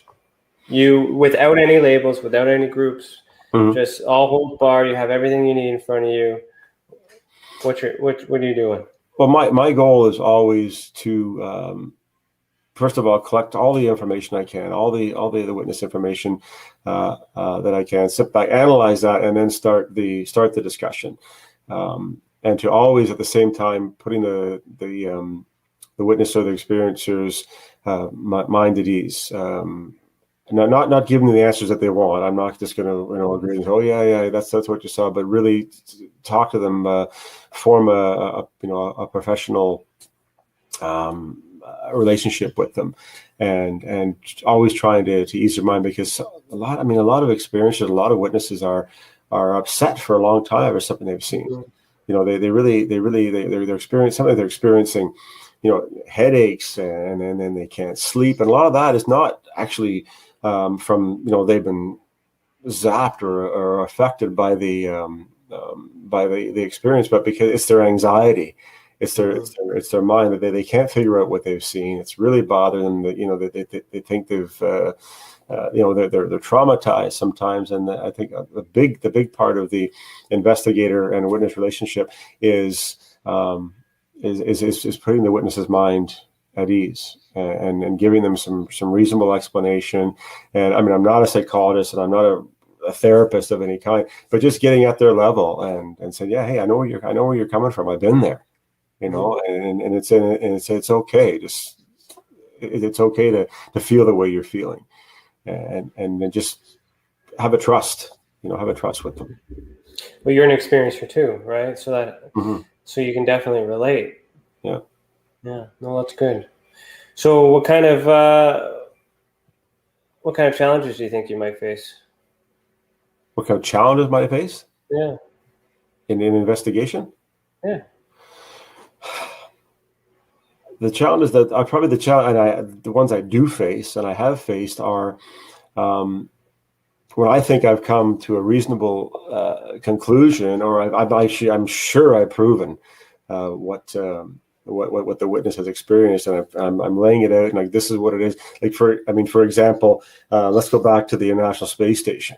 When I've proven to the witness, like, this thing was, because you can track it, right? This thing was above the description I've got from you, and it was right above your head. At this time, it was a clear, now this is what you've seen, but you've got witnesses, not just with that event, but other events that they're just, no, that's not what I saw. No, I saw a UFO, and that's all there is to it. And I'm not accepting what you're saying.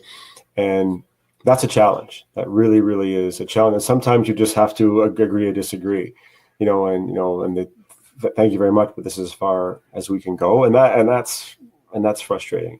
Not that I'm trying to change anybody's mind, because you believe what you want to believe, but a lot of witnesses just don't accept the obvious, or they don't accept the data or the evidence that you're showing them. So that's a challenge. So no, I totally understand where you're coming from too. So if they don't accept what you're telling them, how do you deal with that? I just have to. I just say, okay, I've given you from my end. I've given you my explanation for it. I believe this is the explanation. I believe this is what you have seen. If you choose not to accept that, and that is mean, that's totally up to you. But from my seat, this is what you have seen, and I don't I don't argue. We don't argue with them or anything. And that's fine. You're free to believe what you want to believe, but I do believe this is the conclusion. It was a space station. It was Starlink. It was a meteor, or something like that. And I do my best to prove it. And once I've got all the evidence on the table, and they still choose not to accept it, I mean, what do you do? It was CFD say, thank you very much. Mm-hmm. Yeah, so see, that's the thing too. That's one of the challenges too. And just so you know, my light just died, so it's dark. I can't really do anything right now. Sorry about that. Is because they do reach out to us and they want answers. We give them an opinion. We don't have validation one way or another. No, they don't accept it. So some of them already know what it is, or think they already know. But then there's what would the next step be? How could you?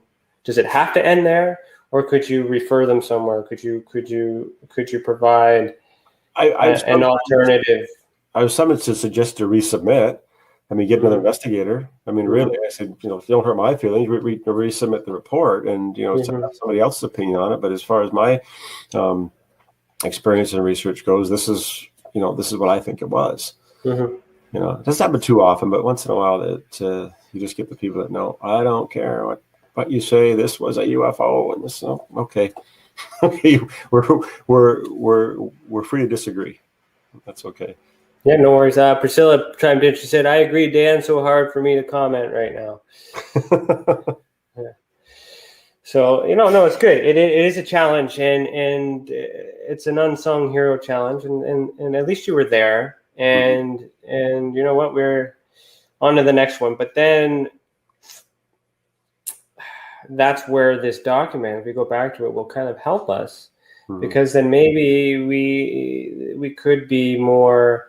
Have more evidence to support that side for us, because we're looking at it on a data oriented, trying to debunk it. That's what we're trying to do. Yeah. And then we have our beliefs in there too. So we kind of help believe them a little bit more too. Mm-hmm. Priscilla also said, so difficult for all the skepticism. And it is, because people really, they honestly believe that in their mind they saw what they saw, and then you're not, that they believe what they have seen, and I accept that. Yeah, I know. Okay, you're totally convinced. This is what you saw, and that's challenging, because you're not. Because they think it's hard to change someone's mind. It really is. Who is not open for suggestions or open for explanation. They want you to agree with them. Yes, I saw the UFO. I saw the triangle. I saw the gray waving at me. Kind of thing. They want you to just confirm what they're saying, and sometimes you just can't do that. For your own integrity, your own reputation, you can't just agree with the witness just because that's what they're stuck on. No, but if we can't identify it either, we have to leave it kind of limbo, right? So if they do want to believe, and that belief is still strong and holding with them, is it not possible that they're not seeing, that they may be seeing it through a psychogenic experience? Yeah. Meaning it does exist, it's happening for real. It's just in a reality in which we cannot measure. Yeah. Is that a possibility? Yeah. And some things from my seat, something just becomes so bizarre that there's always a little bit of embellishment sometimes in cases for to convince you. They want to convince you that this is what they saw, but some things get really, really bizarre, and then you've got kind of I don't want to say an overimagined. I don't want to say a mental illness, but you've got an overactive mind sometimes at work. So you weed it all out and all these other things too, and you get down to that. But your responses are typical for someone who investigates UFOs. Yeah. So you got to think about everything else. There's the ET phenomenon, the interdimensional beings, the cryptozoology, Bigfoot. What are your thoughts on Bigfoot? Does Bigfoot exist? Yes. Okay, let's talk about that. Why does Bigfoot exist? Whatever he is, whether he's ET, whether he's crypto, whether he's a leftover, a half-evolved human being, he's out there. Mm-hmm. I believe he's out there. What evidence is out there to have you believe that? I mean, the eyewitnesses. It's like UFOs, like ET. There's just too many accounts that are identical or very similar. And now you've got people who have collected DNA. They've got or claim they've got DNA. They've got hair samples. They've got claim to have feces samples and all that. This is more evidence that yes, I think Bigfoot. The only thing that I find it's hard to believe is that we haven't stumbled across. There has been more. We haven't found more evidence of it aside from just eyewitness accounts. There's been actual more physical evidence, or we can't find them when these investigators go out on a hunt, and they're out there for days and days and days in a known area of a Bigfoot location. Could they be interdimensional? Could they choose not to be seen when they don't want to be seen? That's a possibility for me too. Why don't you find? People say, well, why don't we find a dead one? Well, how many dead bears do you find is laying in the woods, or how many? That doesn't happen very often. That's why sometimes think it could be interdimensional. They could be a leftover, or they could be extraterrestrial themselves.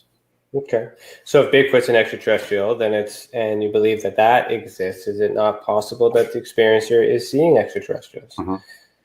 Yes. Right. So is there any extraterrestrial research or training in the MUFON manual? It's like as far as experience, like with seeing an entity or seeing a being. I can't remember. It's been a long time to look at the manual. Well, you can't remember because there's not, I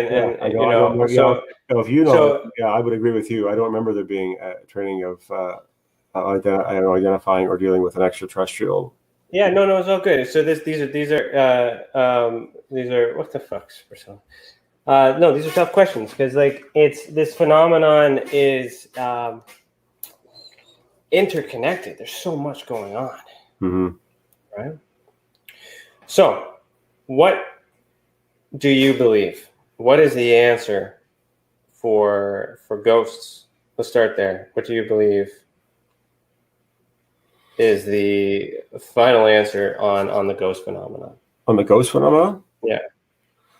I believe ghosts. I believe ghosts exist, and I believe it's a leftover energy. Some of them, I believe, don't care to pass on to the next realm or the next dimension. I believe ghosts are around us, and I've seen them. I've witnessed them. You won't ever change my mind about that. I'm not a skeptic anymore. I've had ghostly encounters, and they're here. Okay, cool. And aliens? What's your explanation on that? Okay, now that's getting a little. We haven't got there yet, right? Because we know UFOs and things like that too, right? I believe we're visited. I believe we're in contact. I believe our most interaction with ETs are the Greys. The Greys are a broad civilization of beings. They've been relocated and hybrid, and I think that's where most of our interaction with extraterrestrial is from the Greys, who I believe are in the Orion star system, the Zeta Reticuli. I believe they're governed by different other different ET civilizations, like the Draconians, reptilians. The Greys aren't. Despite, I'll go back to my first view of Close Encounters of the Third Kind. I don't believe they're that friendly. I don't believe the Greys are all that. I believe they believe in service to one, without regard to any other being or what they cause to any other being or creature. They need. I think all of our abductions come from the Greys. That they come down and abduct the humans because I think they need our DNA. They need us to farm their race, to continue their civilization. Why? I don't know. I don't know why, if they already have an established civilization, why they continue to need human DNA, but they seem to. And this is where they kind of go against the, I know we touched on other episodes where I've asked questions about the cosmic law of one and then the Galacturian alignment. Well, this is where ET civilizations and species that are self-serving go against sort of the universal cosmic law, which is not to interfere with other races, which is not to manipulate DNA, which is not to kill, not to abduct, not to interfere with other civilizations. And I believe that's what the Greys are doing. And a lot of accounts, people are returned, back to their home, back to their bed. But there are accounts where people have gone through horrific experiences in the presence of Greys, and that interests me very much. That concerns me. It concerns me. Well, yeah, it is very concerning. Mm-hmm. So, what's the motive behind it? What do you think? Why do you think they're doing that? To preserve their own civilization, to preserve their own species.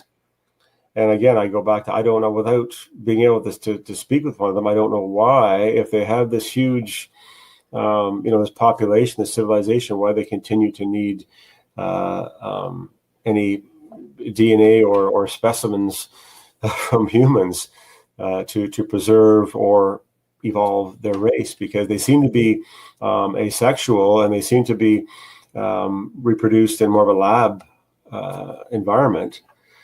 So the interest, I think it started with, remember the cattle mutilations, and the cattle, I think that's where sort of their abduction process started. Well, what can we get what we need from animals? And I don't think that was working. We have to go to humans. Right. I think it's basically for reproduction material, our women's ovaries, their reproductive systems, sperm, whatever they need. For some reason, they need that to preserve their civilization and continue to evolve and reproduce. Now, that's me. That's my theory on it, based on stuff that you've researched and people you've talked to and things you've studied. Mm-hmm. To pull that right out of your hat, it sounds kind of off the cuff, but like I can relate to some things like that too. So with that in mind, with the government about to release information, do you think they would include anything that along the lines of that? Because if they were doing that, you think they'd have to get permission? Well, that's one of the things that they don't do. They don't get permission from any governing authority in the Galacturian alignment of the galaxy or the universe. They just go and do what they want to do. I think if the government disclosed that there was an interaction, there was some kind of an exchange deal going on, that they were in contact with any extraterrestrial, I don't think they would disclose that. I think that would just be too much of a shock. So even though humans are becoming more and more desensitized by these little tidbits of information we get, by movies, by information that's being revealed, by disclosure of, we talked about the fighters filming the craft. We're slowly, I think they want to desensitize us slowly, so one day they could reveal more, but we're not there yet. Mm-hmm. I don't think they want to disclose or admit that they're actually there's an information exchange going on with any other civilization in the universe except for Earth. Okay. Now, with those beings and these crafts that you've investigated, is it possible that the beings are piloting the crafts, or are they two separate phenomena? So can they what? Is it possible that those beings are piloting these crafts that you've investigated, like the triangle and these orbs that you're seeing?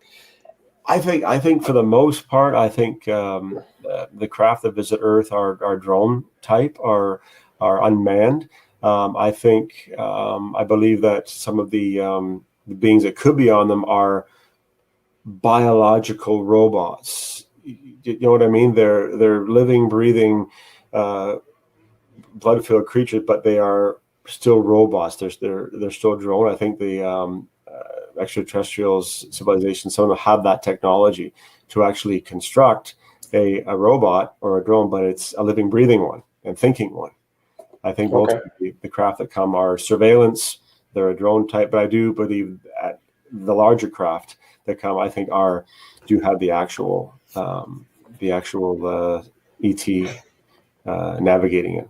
Okay, so to go back on what you were saying with the Law of One and them coming in and doing whatever they want to do, with us not having any say in it, does that mean that the government is just allowing it?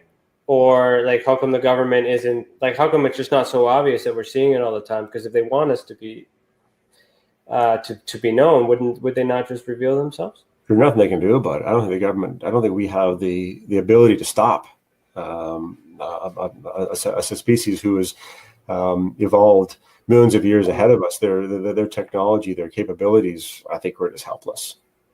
So if we're helpless, why won't they just reveal themselves to us? Well, that's the mystery. I don't think they want to. I think Earth. They look at Earth as almost just an experimental planet. We're so primitive to them that's the interest. We can just kind of change things here and pick away at things, and we can contact them when we want, and we can, they don't have the defense. They don't have the capability to stop us from doing what we want to do. Mm-hmm. So if they're picking us up and they're experimenting on us, are they like you said, like, there's a possibility of them harvesting us for their stuff, but is it possible that they may be fixing us or correcting us or healing us or helping us, studying us? Yeah, I do. I think they will.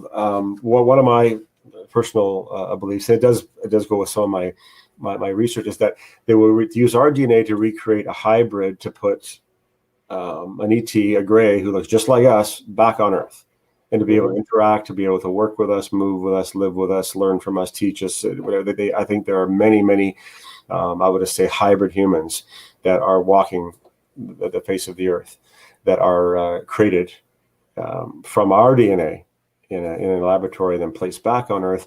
For the purpose, I don't know what purpose, maybe to start to seed a higher level of consciousness, to start that process, and then eventually it follows, because more and more humans become, or more and more creatures of Earth become a higher level of consciousness. Could that be the goal, or could it just be to have more control, have more surveillance, have more interaction with humans, to seek out what they need on this planet by placing hybrid humans here? Mm-hmm. So yeah, because like if they're evolving us, then that would suggest that there's a purpose for us. Yeah, there's some kind of a concern, some kind of, they want to kind of help us evolve to a higher level of consciousness.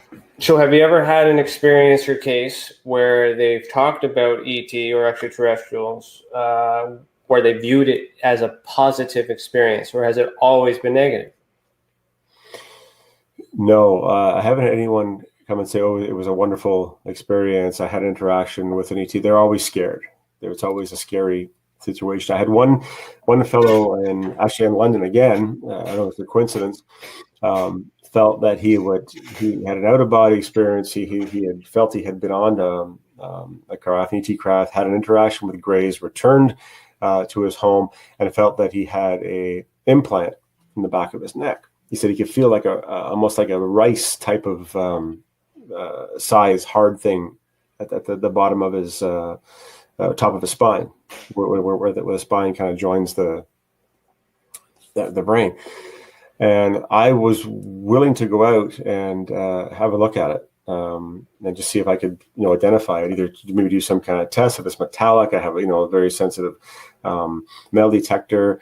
There's also a technique, is probably you get with a very, very powerful magnet. If you hold it, if the implant is close to the skin and you hold the magnet over it, it may even rise a little bit, and may even come up onto the skin, or the metal detector could sense it. But then when I had talked about that, and then he said no, he didn't want that. He saw, I'll get my girlfriend to do that. I'll get my girlfriend to do the magnet test or something like that. But when I had actually wanted to make plans to go and meet with him, interview him, and possibly examine the site where he thinks the implant was, it just shut down the conversation. He didn't want to talk anymore. what makes it hard for them too, there's a comfort level that you're working with as well, and they don't want to have that answer too. There's a little bit of a fear there, right? Because what if it is? What if it isn't? And you're trying to, you're trying to get him an answer, but it's also something he's not willing to accept, possibly because he believes it to be something that we can't explain. And I also discovered that unless you have a really good relationship with your doctor, doctor just won't order a foreign body ultrasound. They just won't say, "Oh, I think I have an implant. Can you give me an X-ray or give me a scan?" They won't do it. They won't. There has to be some medical reason why, they will do an ultrasound of any part or a scan or X-ray or CT of any part of your body. You just can't say, "Oh, foreign body."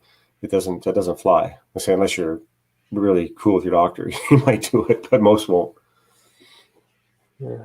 There are some theories out there that these implants are biological, so they don't actually pick up. There wouldn't be any metal detection. Yeah. Do you believe in that? Believe that possible? Yeah, I think some are more of a silicone nature that may not show up in an X-ray or a metal detection or any kind of scan. They're like you say, they're biological. They maybe move throughout the body, or they're actually inserted as a cell or something that can't be detected. Do you think it's possible that it was put there by man, or does it have to be, or is this an ET thing? No, I think right now it's an ET thing with all the scares and the theories going on with the COVID vaccine. So all the anti-vaxxers, well, not all of them, but some of them are saying, "Oh no, they're just injecting implants, enzymes into your body, or chips, or something like that." But I don't believe that at this point. Well, you would be one to know. You worked there. Yeah. I don't believe that. I don't think they're really trying to vaccinate us. Believe me. So then that begs to the question as to why are they chipping us? If that's what's happening, if this scenario is real, this individual or other individuals who have experienced this are being taken, and these biological or metal pieces of rice or small items are being inserted. For what purpose? What do you think that is? Why do we put a tracking device on a dolphin or an animal or band a bird or for tracking, for research, for just seeing what our habits are, what we do, where we go, who we interact with, what we think, where we eat. So what makes the experiencer that receives that special? Why is that one selected? That I don't know. I don't know if they're targeted. Okay, this is the person we want because they're this, that, and the other, or it's just random. But they were just easy pickings that day, so we grab them and we'll give them some kind of a chip or a tracking device. That I don't know. That's pretty terrifying. Those are pretty terrifying scenarios. Mm-hmm. So are you able to take that same scenario and put a positive spin on that? Is it possible that all these events are happening, you're being taken, chipped, and all this other stuff for all these same reasons, but is there any positive to that? It could be. I could say, hey, I've been selected by the Greys to for research, and they're interested in what I do and what I know, where I go, what I think, what I eat. That could be a positive. That is a positive. Is it possible that these people that are selected have abilities? I represent humans. But what about abilities? Consciousness, psychokinesis, telepathic, Reiki, healing, things like this. Like, is there any psychogenic phenomenon that is associated with these experiencers that might be the reason why they're being tracked? It could be. I would think as long as they're not, I think it would be a good experience or a positive or an acceptable experience, as long as they're not trying to control you, as long as they're not, putting you on a mission or causing you any harm or any, changing your character, changing who you are. If it's just purely for research, I don't see I shouldn't say the harm, but I don't see the fear. if it's really just for research. Well, no, I know this. The problem with this is conjecture. We don't have answers. We don't have them here to defend themselves. We don't know, and we're just trying to make sense of it, right? So it's really, it could go either way. We do have some chatter in the chat. So before we end this, I'll just bring up what they've been sharing their comments about this part 2, because it kind of got a little heavy there. But V has said there are no hostile aliens, and Priscilla had chimed in that she agreed with that. No, they're very hostile. They're aliens that want to cause us harm. The whole reptilian civilization, any ET that's coming from the draconian star system is known to be hostile, and only these are theories, though. We haven't, like, people get experiences from many different types of ET species. So how do we know that these maybe it's not the Greys? Maybe the great, maybe it's something else, right? So they're like what she's saying is that there are no hostile aliens. So this should be maybe speaking specifically or collectively on all the many species, because we're just focusing on Greys for the purpose of this conversation.